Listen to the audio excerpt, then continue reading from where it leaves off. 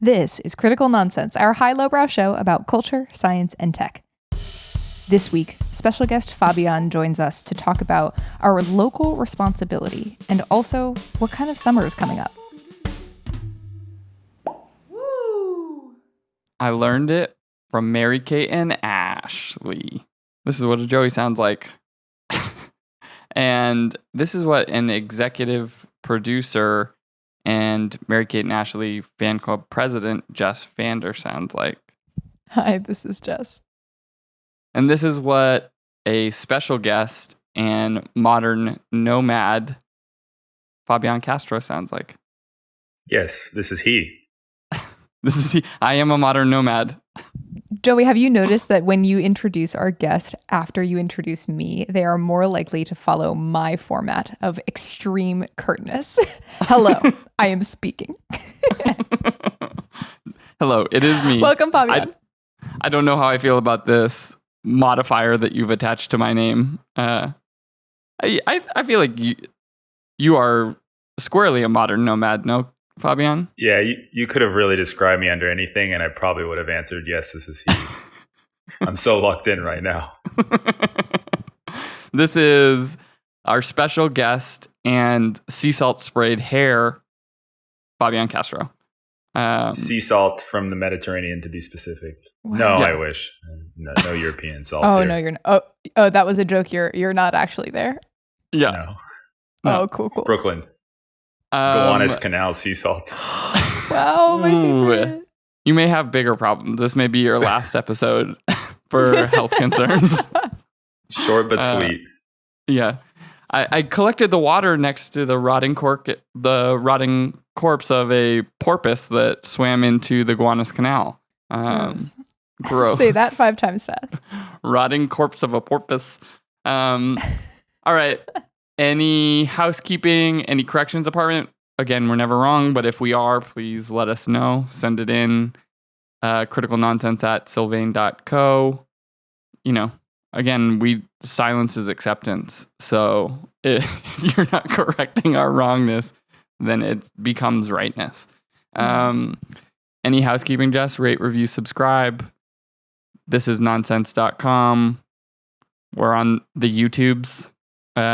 You can see video clips of some of the segments or listen to a full episode there. We're just across the interwebs. We've spread our fingers out. Okay, spreading cool. We're done. like a nonsense disease. All right. So, Fabian, you as a modern nomad have been traveling the world, and we were talking about some things the other day, and I was like, this would be fun to discuss. So you want to set us up? I would love to. So, I've had the fortune of being able to work remotely, over the past year, as you all might know, for some unexplainable reason. But, part of that time was spent in Mexico. And with that, a lot of exploration of the culture of Mexico and the heritage of craftsmanship, right? And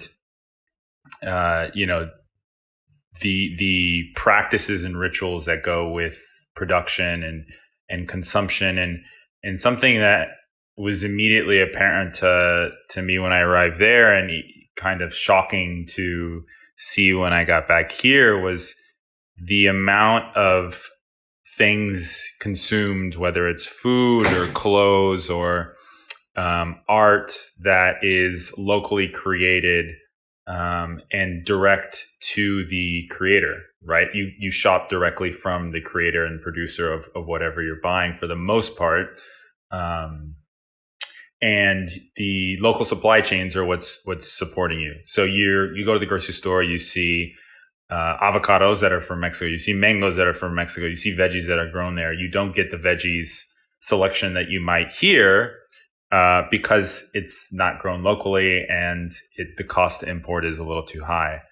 And, coming back, I realized how many of the items in my life, that I eat, drink, or wear, I have no idea where they come from, where the materials are sourced, who's making it, If the veggie is in season, if it's a locally grown veggie, or if it's being shipped from Israel, which I heard has a huge mango production. And so we have a very transactional relationship with what we consume, right? It gets us to achieve a goal and not really think anything outside of that unless we need to use it again. And we don't even think about how that affects the taste in our food, right? Like fresh veggies and veggies gotten at farmers markets are way more tasty, and they might not look as pretty as the ones in the supermarket, but they taste way better, right? So it got me thinking, like, as we think about a more sustainable world, what is our responsibility as consumers and brands to source products locally and support local economies and create regenerative economies around us?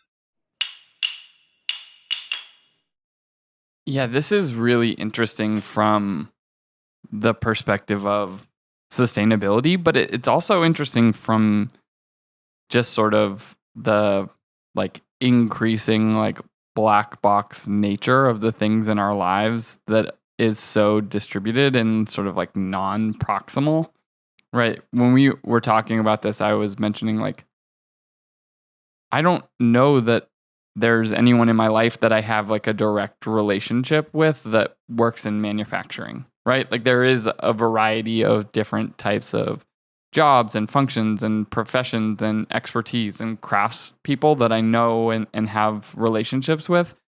But I can't think of anyone in my life that is in like the manufacture of goods. And maybe I'm, blanking on someone, or someone has like changed jobs and are now in that place. But that idea of like those sort of like historical roles of like farmer, producer, like craftsperson, like I don't have those people in my life anymore, because in the US everything becomes so distributed, and sort of like the push of the past 100 years towards globalism for good, bad, or other, right? Probably all of the above, has sort of like reduced your propinquity to like the creation of things. And that part of it feels like really weird, right? Like I know we talk in sort of modern culture about like provenance of goods, right? Like sometimes people will like sell something from an exotic place and tell you that it's from an exotic place to make it sort of more unique or rare or scarce or whatever. But outside of that, like, the desk that I'm sitting in front of, right? Like, I don't know where that comes from, where it was made, whether it was in the US or like the reality is probably it's from a lot of different places all around the world that have like different production facilities for like the screws versus like the hinges versus the wood versus the paint. Yeah, I think what really fascinates me about the idea of craftsmanship is, especially as us who I think for the most part live in Brooklyn, we see these like local hot sauce shops popping up. We see these local like hat makers popping up, but there's a huge premium on it because it's so rare. Whereas like most parts of the world, craftsmanship is the most accessible item to buy. It is the most affordable item to buy. To be able to go to a local grocer and shop local veggies, you're going to spend less than when we walked into the Walmarts of the world that have these global supply chains.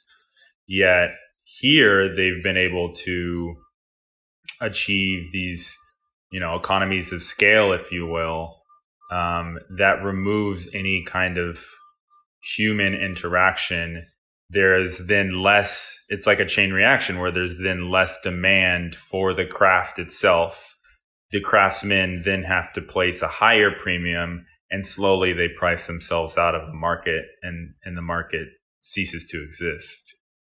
This is one of my favorite stories. I don't know if we've talked about this, but like the origin of the word restaurant and like how it came to be that I think it's I think that's it, right? Like where it used to be that you, especially in Europe, you would go to a different place to get any one specific type of food, and they would be the specialist in that thing. And still to this day, there are carryovers of that. I was talking to one of our colleagues in Amsterdam about just like you have to go to the specialist provision space of that type of whatever in order to access the specific thing that you're looking for, because the type of mass you can get everything in one place is just less accessible. And to the point you were making about economies of scale, I mean, that's one of the things where I think it counters the original question you were mentioning, Fabian, about our responsibility to source things locally. And in some ways, at least when it comes to the environment, it is our responsibility to consider when not to do that, when it is more efficient when it comes to carbon emissions. Like one of the lower costs in food distribution is getting it to the place that it needs to be, compared to what it takes to actually make it a thing. This is something that was interesting. We talked about it in my foods class and in tandem with reading Michael Pollan's Omnivore's Dilemma. It talks a lot about just like the locavore movement in general and how the economics of that process in some ways are good to what Joey's saying of bringing greater transparency into the supply chain. But on the other hand, there's this the inefficiencies of everything that is local.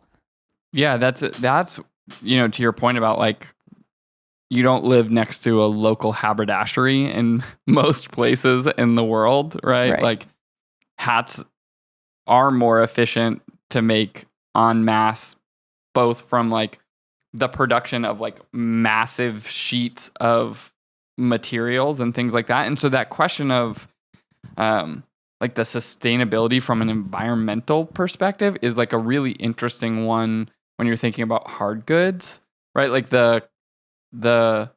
when you're thinking about food and things of that nature, in almost all cases, it is often more sustainable to be buying local because you're just completely removing that distance production, even if the cost of managing a small farm like per acre is similar to like a massive scale operation. Like it won't be as efficient like monetarily, but it will reduce the carbon footprint and sort of be drawing things that are like available in season and not building a global system. But the idea of like clothing is really interesting. Jess and I worked on a project last year, and the idea of like when you're talking about producing clothing for everyone, is it more efficient and sustainable to have that produced locally, or can you like Uniqlo is a really interesting example of a company where they can produce massive amounts of clothing where they've sort of like reduced variety and tried to push towards basics,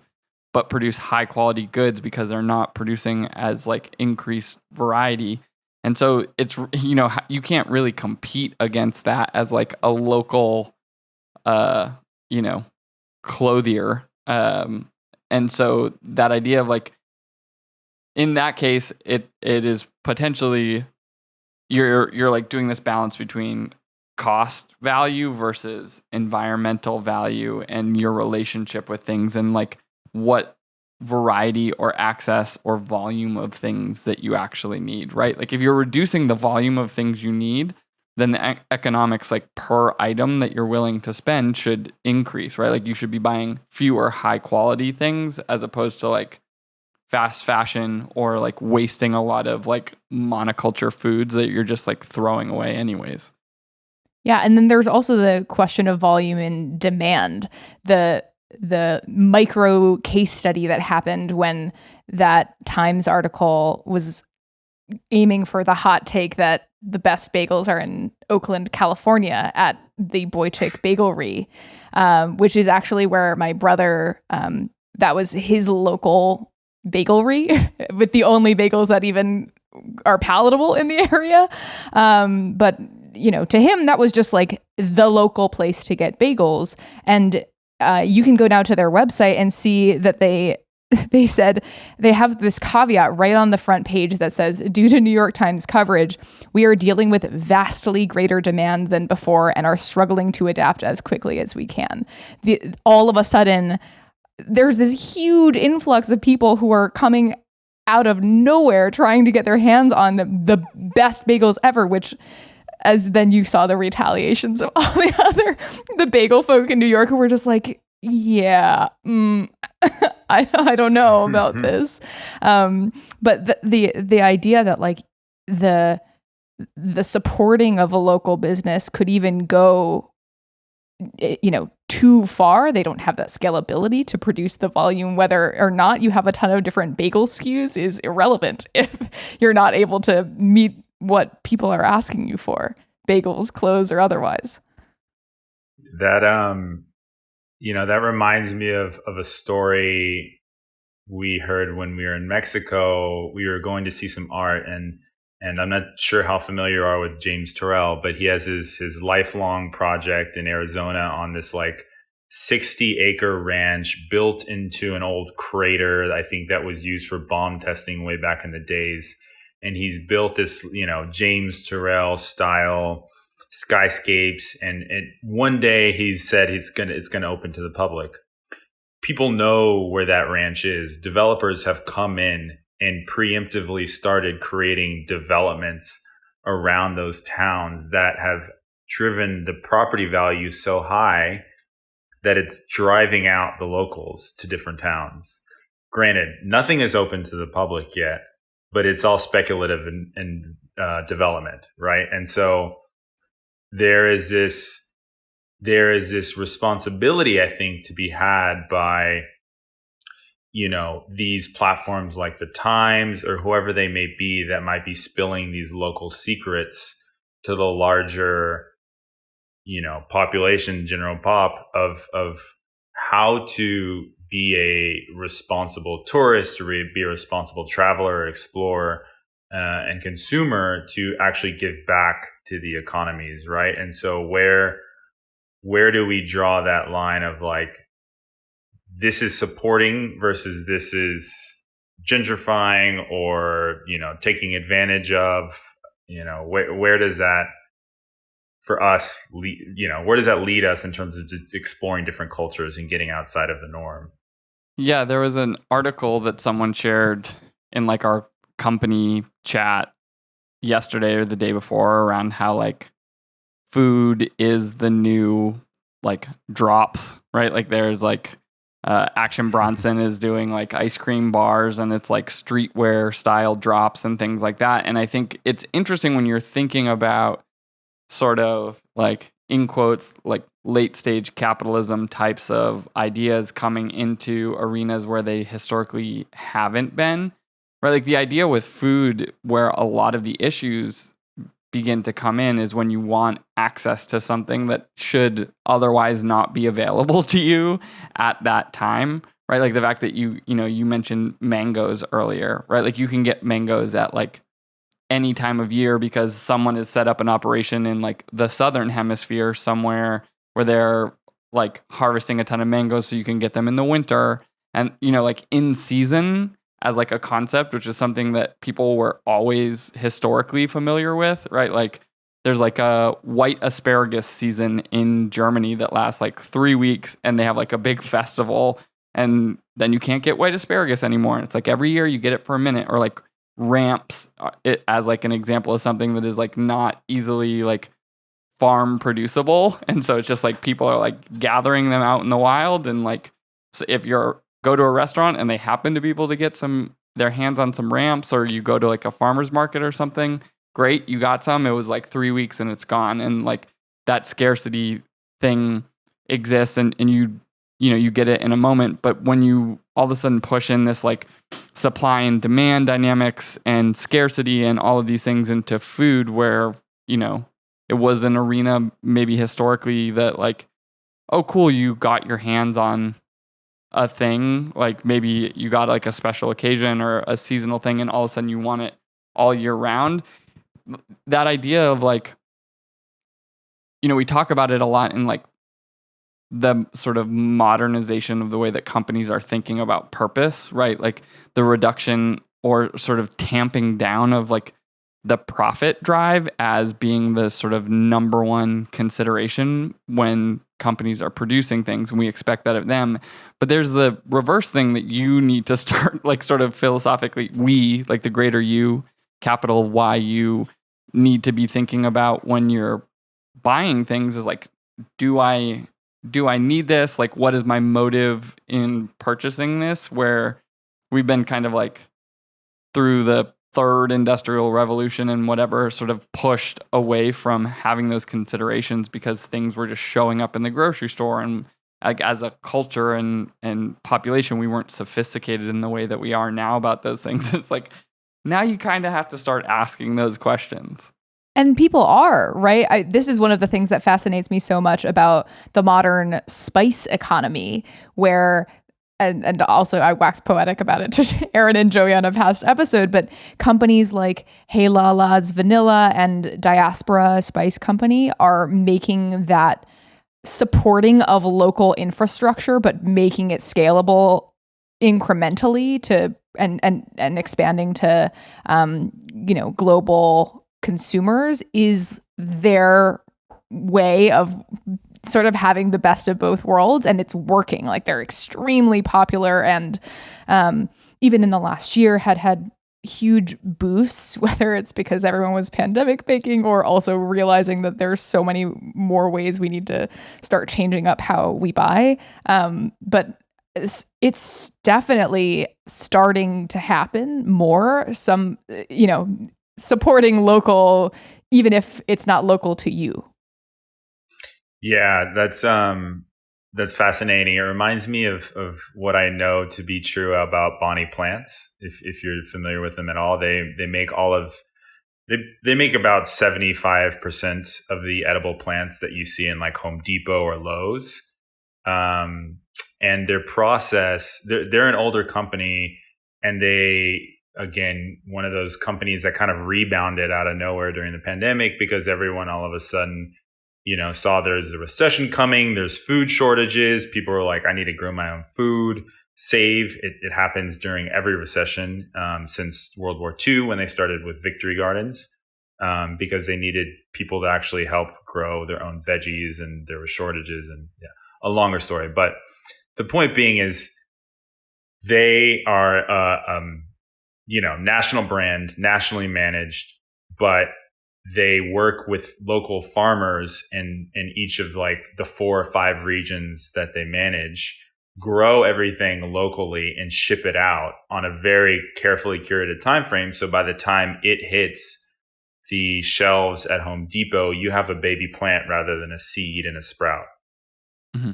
Yeah, this is the whole food strategy too, right? Or at least from a consumer's standpoint, it's like you go in and it's actually surprising how in the Philadelphia Whole Foods, there's Philly coffee roasters who have their beans on the shelf. And you're like, oh, that's really cool. But also it's clear that's how they're trying to, both appeal to consumers and support local infrastructure.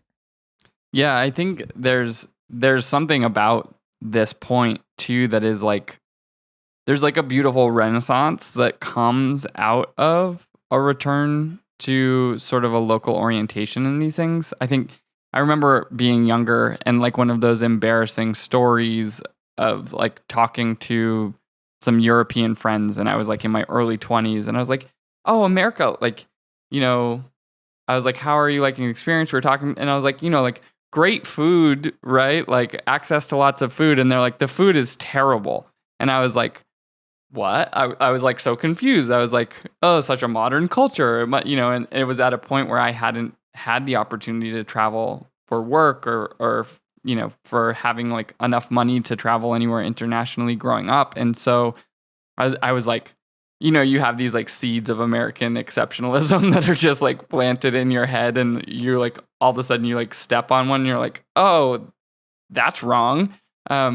But you see these stories now of this orientation towards local where people are like rediscovering like the taste and the sort of unique aspects of their ecosystem. Right? There was that, like in the first season of Chef's Table, there was that guy in Sweden or Norway who was like, Norwegian food is terrible. But then he was like, because we had just sort of like, you get back into this mindset in a sort of like global food orientation where it's effectively like a monoculture for your tongue. Like the taste is monoculture.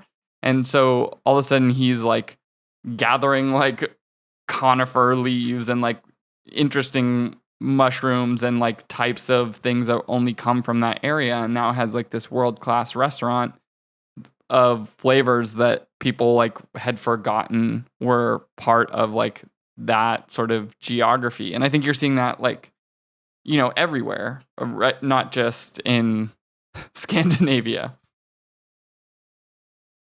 Yeah, and to me, this idea of monoculture is super powerful, right? Especially as it relates to like fashion and fast fashion and the things we wear, and how much of culture we've been able to export through social media, but like more specifically the algorithms that sort and categorizes ourselves and then what we see and inspire us. When I was in Mexico, I noticed this like couple, they were probably like 18 or 19, you know, young couple in love. And it was beautiful. And so it caught my eye, but then I noticed what they were wearing and it looked like a kid in Brooklyn.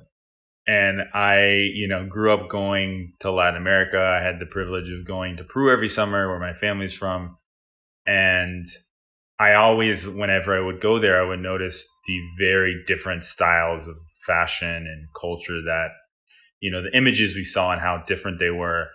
And this was one of the first times where I was in Latin America, and it became clear to me how much as a culture, the images we're starting to see are so homogenous and uniform across many aspects. I mean, you walk along New York City now, and it's like the same 4 chains every other block because you know the economics have allowed it to do so. So how, you know, where do we create the incentives to make space for both of those? Just your point about like Whole Foods and the way they label things. It's like you'll have Bud Light sitting next to a locally crafted beer. And so you as a consumer can make that decision, right? It's like no one's responsibility to force a consumption decision, but it should be enough to make you think, you know, stop and think, hey, what do I actually want out of this product? Yeah, I think as we go into Jess's wrap-up corner, we'll drop a link in the notes because there was this photo series from maybe 10 years ago of like the modernization of Ulaanbaatar, Mongolia. That was like, looked like it was 100 years passing between the two photo series. And it was actually just 2 years and using the exact same people over 2 years, where it went from this like very sort of heritage, culturally oriented clothing and like how everyone was standing and the scenes, and in 2 years it was like Coca-Cola t-shirts and like extreme modernization because there's this huge glut of global money going into Ulaanbaatar. So we can drop that photo series. It's cool. Really cool to see. So Jess, you have the challenge of wrapping up the monoculture corner. I'm giving myself a lot of tongue twisters today. Corpse of a porpoise. The corpse of a porpoise. Yeah, it's really, I feel like we've taken many turns in this conversational journey. What began in a space of almost an ethical question that you brought to us, Fabian, of like, what is our responsibility to think local, and then, you know, what might have become a conversation of like, well, it's because of the economics that we are where we are, and that's bad. I think we've actually come around, you know, to see the balance of both sides of perhaps certainly locally sourcing and locally derived products are inefficient in a lot of ways. There's also the the economies of demand and what people really want nowadays. and how we can be able to scale and support businesses that hold on to and really express culture that is different and diverse. And there's a clear interest in that all over the world. And we're clearly wrestling with it, trying to figure out how we can't exploit, but how we can, become more expanded and appreciate what globalization can do for us in sharing and mixing everything that we hopefully can have access to. But then again, maybe it's fine if there are some things that you should only be able to get in Norway. And I think we'll be continuing to come to terms with that. But I feel like we got a lot. We did a lot. And we're back. It was such a long break. It was like so long. At least like 6 chords of a ukulele. It's like, when will these chords end? I just need to get back to the nonsense. So, y'all, it's almost the summer. We're almost there. And as has been sort of a theme the past, minus maybe last year, although who knows whether we were doing this last year. But before that, there was like this sort of like meme theme, the summer type of thing that was happening, right? Like hot girl summer, things like that. And I've seen a few things recently, and some stuff like popped up into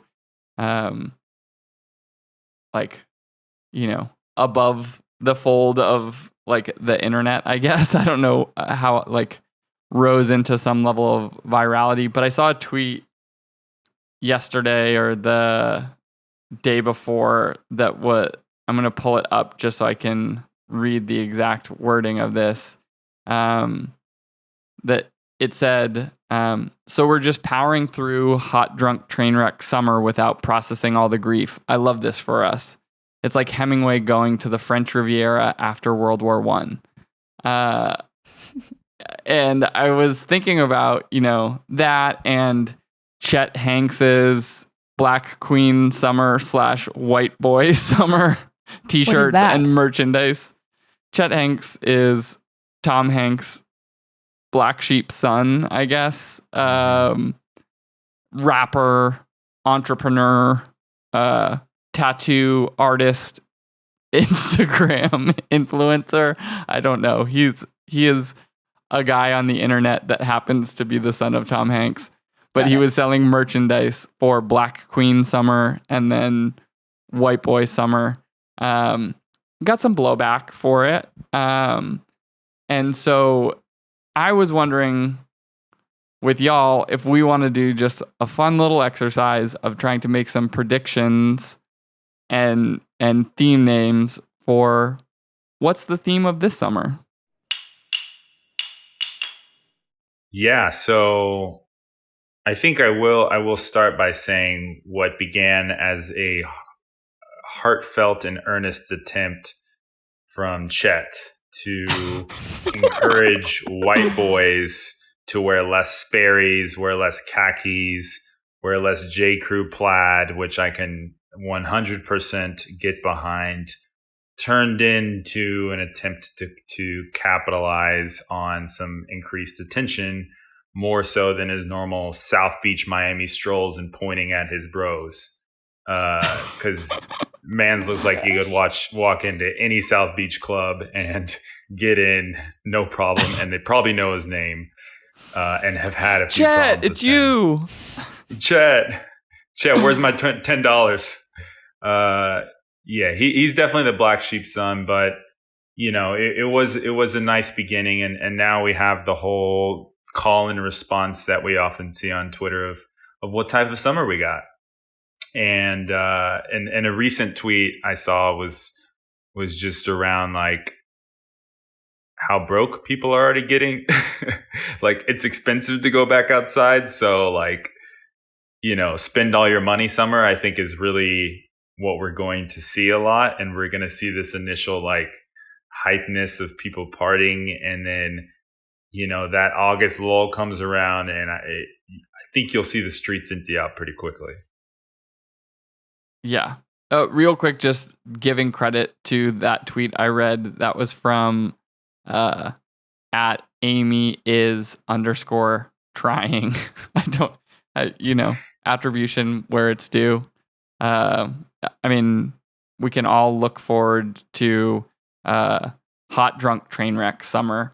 Yeah, I don't know. I think like we've had this question of the, basically like this needs to be 2 summers in one is I think the way that a lot of people are thinking about it. It's like we didn't get what we wanted last summer, so this is going to be 2 summers. And I'm going to go to, like everyone's been making predictions of like there's going to be a baby boom next year because everyone's going to get like drunk and pregnant this year or things like that, which like I don't believe. Like maybe people are going to be going out dating, but I actually think it's just going to be like awkward introvert summer for even if people aren't awkward or introverts, everyone is going to be awkward and introverted. And so like trying to like, in the same way, like people always say like, it's like getting back on a bike, like, right? Like once you learn the muscle memory, it's fine. So far has not felt like that at all in like the interactions I've been part of. And I haven't even been going in anxious to any of the friends that I've been able to reunite with. It's just like, so what have you been doing? Like, where do you start after being like trapped inside for 15 months? It's just like, what are we going to talk about? Did you watch Tiger King last April? Like, where do we go from here? Like I met up with some friends in the park recently who have like a young daughter who we hadn't met, who was like born, I think, in the pandemic or like right before. And it was like fine and pleasant and great to see them, and also like super awkward. I'm like with the yearly gag-worthy corporate pride attempts, I'm gonna be curious to see how corporate culture tries to capitalize on what some people are calling the summer of love too. And how they might very, very strongly misinterpret the moment or try and get in too late, and then people are already tired, right? Like I can't go out and socialize for more than like an hour and a half now without my mind really hurting. Plus, I'm like a lightweight now, like 2 drinks and I'm good. Yeah, I got an ad served to me on Instagram for a fun sundress that was like, for all those plans that you now actually have or something like that. And I was like, oh, I simultaneously do want that.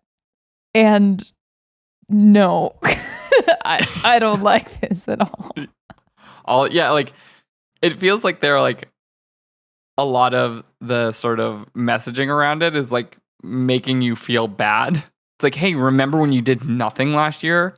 Loser. Why don't you go out and do something, nerd? It feels like you're getting sort of that attitude, but this like, here's like a different prediction. What if this is like existential summer? Because everyone is coming out and being like, what is my life? Like, what is important? What do I care about now that I like eliminated everything last year? And it feels like soul searching summer might be more accurate than like the summer of love too. Like, sure, I'm sure people are going to be like going out and dating and meeting people and whatever, but like, are we thinking like it's going to be this sort of like debaucherous, like wild thing? I don't know. I mean, maybe like if you're young, you're driven in that way to like socialize. There was that like TikTok 17-year-old's birthday party thing that happened that like, depending on who you talk to, turned into like a riot or whatever, where like a 17-year-old was like, I'm having a birthday party, and it blew up on TikTok, and then like people from all over were going to this 17-year-old birthday party. So I don't know. Maybe it is the summer of love too. It's more like, but I feel like it's going to be more like Woodstock 2 than Woodstock 1. Absolutely. Or like the Woodstock that they tried to do last year where they had this big plan. They didn't get the rights to the land itself, and then they had to cancel a whole festival that they had announced already and lost millions of dollars. It's like it's Fire Festival Summer. Plans. Yes. Like, and it's crazy to me to think about these festivals getting announced now. And I mean, pre-pandemic, I barely had it in me to make it through a whole day at a festival. Like, it was just exhausting and a lot of standing and walking, and like people are just going to be lying at the ground now. Like, they're just going to be lying down in festivals. Yeah. And I'll be curious to see like what is this experience on our bodies? What is this experience on our social life? How will that change the spaces in which we interact? Like, where is our evolution in terms of even thinking about festivals? Like, you know, are you going to have less musicians and more meditation teachers? Like, what does that look like? Yeah, there's something about like what's happened to liminal spaces. We talked about this like a long time ago on a podcast about these like third spaces is like Howard Schultz saying like the coffee shop is like, it's like homework and come to Starbucks. Liminal spaces are like non-places, I think is the way that some of the academics talk about it, like airports, highways, whatever.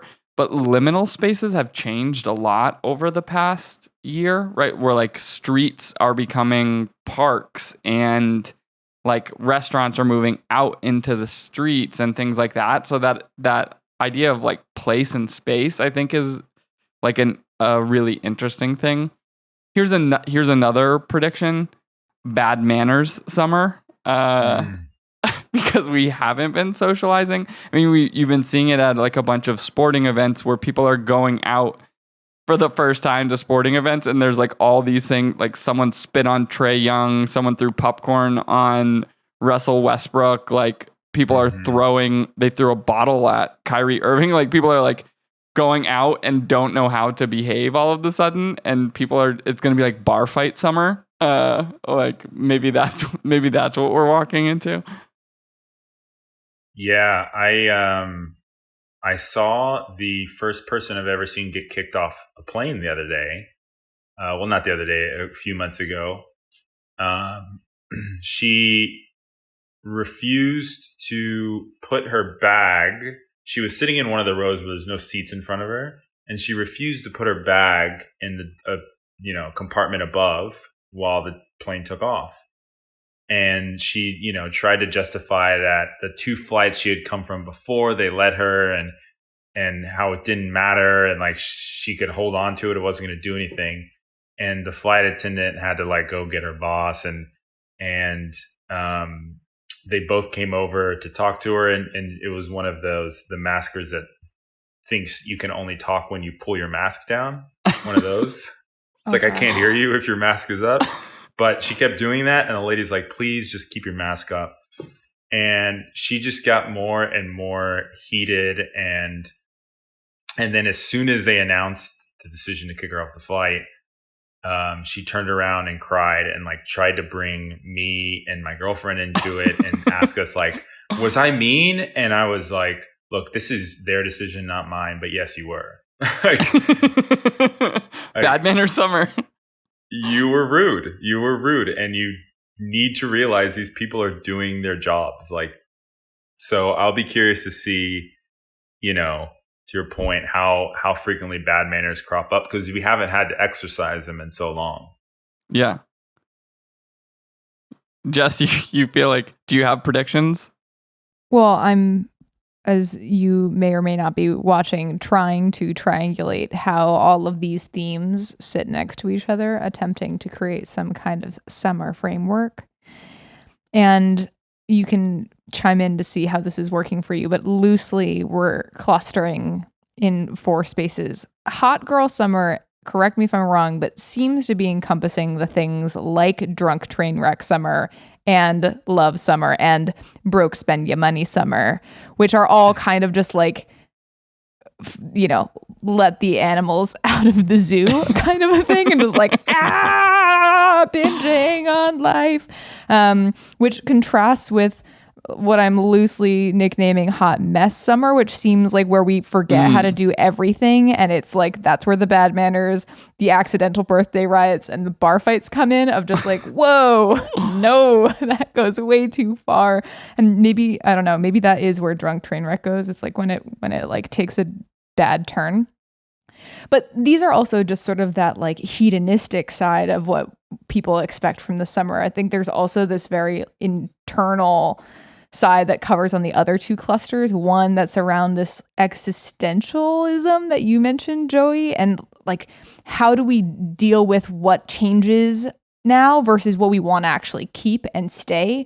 Is this a time to go and explore, or am I just doing that because I couldn't before? Like, do I really like what do I really want? Is we can call that Walden Pond Summer. Yeah, awesome. On the subject of Hemingway, and then the fourth is Thoreau, Emerson and Thoreau. Am I just like mixing everybody up? They were all friends.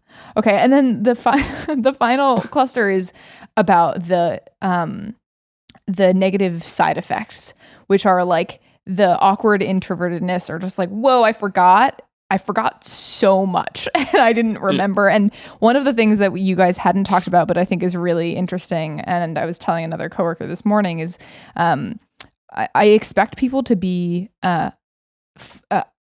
sort of smacked in the face by sensory shock, like culture shock, but coming back to an office where previously everyone was in a quiet room alone, and now there's like buzzing around. It reminds me so much of a friend of mine who hiked the Pacific Coast Crest Trail for 5 months alone, and came back to New York City, and was it was very startling to be surrounded by all these noises, and all these people. And so I think people are going to be facing that anyway. So there's this cluster of just like we forgot a lot of what other life is from the before times, and adjusting back to that. It is loud summer. That's what we call this one. Loud noises. Yeah. I like how does talk in your Jamboard, Jess. One of the nodes is how does talk. I think one last possible pseudo prediction, and I think this is something we've talked a little bit about, is like no friends summer, because there has been a diaspora, and I think this is probably more an effect in first and second tier cities where there's a large population that are sort of magnet cities regionally or nationally, that when you couldn't be in that location and we lost sort of the benefits of being in some of those bigger cities, people migrated either back towards home or to new places. Fabian mentioned he was in Mexico for several months earlier this year. And so that idea of like that diaspora, it's like you come out of your cave and all of your friends are gone, and they come out of their caves and they moved somewhere and they don't have any new friends. Like, it could be the glass half empty, half full version of this is no friends summer versus new friends summer, maybe. But it does feel like we're going to have to contend with that version of like the people I was hanging out with in the summer of 2019 are likely not, if not at all, like the regular sort of characters in my summertime story. When I'm listening to like Will Smith, Welcome to Miami, I'll be listening to it alone. Well, one, Zoom me and I will listen to it with you. And I'll be the person that ad-libs, welcome to Miami, every time. Which is also what I say to myself when I go to Miami. But right, yeah. what you mentioned about like no friends, it's not just, there's like the location that you moved from, but there's also like the personal evolution that you've underwent. Like I've noticed some of my friends that have treated and taken the opportunity that the pandemic presented differently. And it's been hard to come back together with them. And it feels like there's a clear evolutionary gap between those two. And then two, and something I was recently reading is like, we haven't had to have conversations with like acquaintances for over a year and a half. Like it's your best friends, it's your colleagues. You can do those well, but everything in between is like very terrifying and like more mind numbing than ever. Like small talk, no thank you. No small talk summer. No small talk summer. Yeah, I mean, there have been articles written over the past year plus about how people's responses and choices that they were making with how to mitigate risk and deal with the pandemic, either in families or just in friend groups, has like driven rifts, right? Like people making their, I will be excited when people don't say like, I went to a barbecue, it was socially distanced, we were 6 feet apart, like adding all of these like other modifiers. Like for me, outside of like very immediate friends or family that I'm like very concerned for their health, like I don't care, like I would appreciate if you were being respectful with like distance and those things and trying to prevent the continuation of a pandemic. And also like if you're telling me you went to a barbecue, like you already went, it's in the past. Like I'm not here to like criticize that, I can only control my own behavior. And so the removal of those things, but the fact that like people are not friends now that were friends before the pandemic, and it's like explicit, it is like, we are no longer friends. You're out of my Fab Five. We're not following each other on Instagram, whatever like the currency of that end of friendship is, it has happened. Why? That's terrible. I feel like this would be like a very, not to say that you've done it just, but like you have such like clear values and expectations. Miami summer is happening outside of my window right now. I feel like you have such clear expectations. I could imagine you being like to a friend that you felt like was just being shitty about their behavior during the pandemic, be like, we're not friends anymore. Oh, I see. Of like retaliation for the severity of what has happened in the last year and how people responded, and like making a judgment call on those people. Yeah, it's exactly that. I thought you were saying like, now that I've moved away, I realize that I don't like you at all. And I think we're done.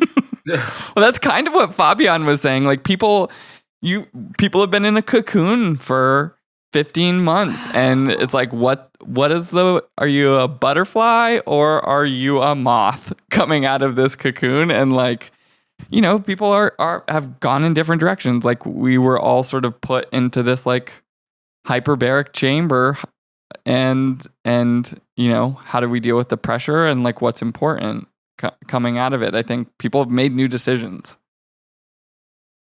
In closing, what do you each hope for of others in their approach or emergence into this summer?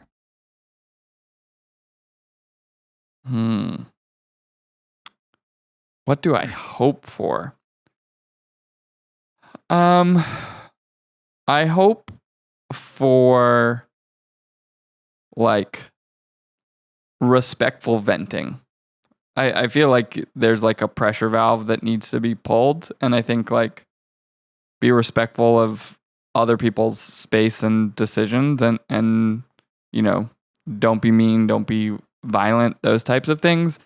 But also like people, I think it's like a time where if someone's just out of pocket in a weird situation but is not hurting anyone, like I'm gonna like just look past that personally. Like you're super drunk walking down the street being super loud late at night, I'm just gonna be like, close my window. Like, right, like people need to get it out right now, I think, to be able to sort of come back to some sort of stable place. And so like vent, let it fly. Like I think having this like Summer of Love 2 thing would be great. I just don't know that I anticipate that actually being real. But like the idea of it, I think, is quite nice, of just like, let the freak flag fly, like turn the knob on the top of the Instapot, let the steam out, and move on come fall. You know, like a lot of shit happened. We got to process it. Like, let's process it in our own way. And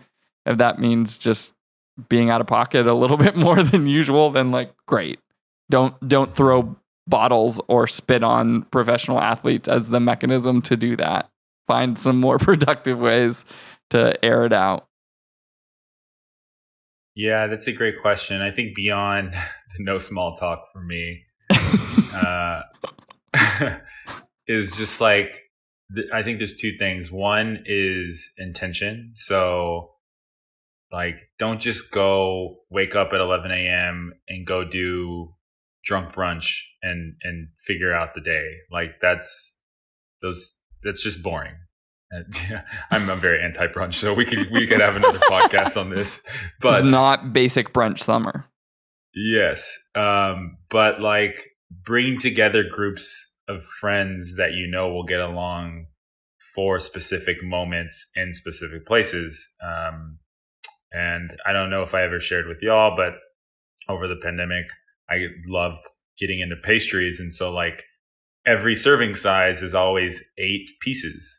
So who are 8 people that I can bring together that might love, you know, conversations around international relations, to get nerdy, that might come together and talk about meditation, you know, just where these like overarching similarities that we have that we can actually highlight and bring them about more.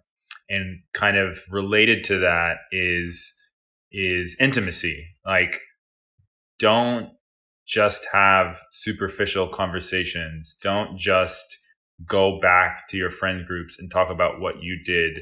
Ask them how they felt, right? Like, make space for your friends to talk. People want to talk. How do you invite them to be more vulnerable with you, with what they went through? Because we did go through a lot. Like, there's been a lot of shaming. There's a lot of nuances to the conversation. How do we like express the tribulations that we learned and not show the social media side of ourselves, right? The dark side of our moon. How are we shining a light on that and inviting people to share that and ask ourselves the deeper questions of where do we go from here now that we actually are reopening and hopefully not forgetting everything that we've been through. Jess, do you have an answer? I hope that people understand that this is not a race, you know, that they're in that recovery that you're describing, Fabian, or perhaps in other people's sort of, immediate response, or, you know, what's like the elasticity of like, I'm going to go to the opposite extreme. I think we saw some of that at the beginning of the pandemic with, you know, how quick onset Zoom fatigue was, and the initial social gatherings that we had virtually died down very quickly. And what I would hate is that in the rush to, you know, do everything or try to, you know, fully and perfectly take on this new time. I think there's just something about like everybody's gonna figure this out at their own pace, and there will be a lot of stumbling from definitely either going too far or maybe being really anxious and nervous and taking it super slow. But I guess I just hope that we all can be patient with each other, and also know that in a year's time, I hope things will have cooled down a bit. I think the center of these 3 Venn diagrams is like no judgment summer. Like that is across the 3 of us, it's just like people got to figure it out. Let's like let them do it. And I think there's different versions of that in the things that we all spoke about, but that seems to be at like the middle point of what we're all hoping for. Wow. So I'm into that. in wrap up corner fashion, I guess, be it hot girl summer, hot mess summer, Walden Pond summer, it's too loud summer, various kinds of friends or no friends, no caveats, no small talk, whatever the summer may be. It sounds like ideally chill out, says me. Ha, hilarious. And and accept that we're all going to try to survive at least this summer if we can. Is it just do you summer? Is that what Do we're at? you your summer? Do you It's summer? your summer. The summer let's go. of you. Oh, I hate that. Take it back. School Cool, out thanks, for cool. summer. Great. Oh, you're singing a song. I was just copying you. Classic. Critical Nonsense is a Sylvain production. Recorded. It is recorded. Yep. As always, we'd like to thank executive producer and Too Loud Summer proponent Jess Vander, as well as special guest and modern nomad Fabian Castro. Hey, yo. I'd also like to thank our sound engineer and local vor, Alex Contel. I hated it when I said it. I take it back. We'd like to thank designer Nora Mestrich for our beautiful everything and for keeping it local with that ping pong pizza place cabal of QAnons in DC. I can't think of its name. Asteroid Pizza? Whatever. What? Ping pong pizza? Something like that. You get the point. She's in DC eating pizza. Thanks to Action Bronson's backup crew and production crew, Les Jacobs, Tony Vong, and Sarah Gilbert. Thanks. And as always, thanks, Alen. So, special thanks. What do you got for us, Fabian? Oh, special thanks to fellow local Houston legend, like I dream of myself, Meg Thee Stallion, for initiating us on this beautiful hot girl summer conversation. We're getting deep, Meg. Next time, if you wanna co-host, let us know. We got you. Come on the pod. I would like to thank Action Bronson for the name of his everything. Fuck, that's delicious. Because it's just a great name. I'd like to thank you for that. It gives me delight every time I'm smiling. I'd like to thank 1-900 Ice Cream Philadelphia purveyors and droppers of sweet treats. To get access, you have to become some kind of like insider member, which I don't even know how you do anymore because now they're like not even open to the public. So I don't even understand. But figure out how to get their ice cream. Thank you, this exclusive ice cream club that I am not a part of and maybe doesn't exist, for maybe not existing. Well, on that, have a great weekend, everyone. Have a great week. We love you. Okay, bye. Okay, cool. Thanks. Bye. Bye.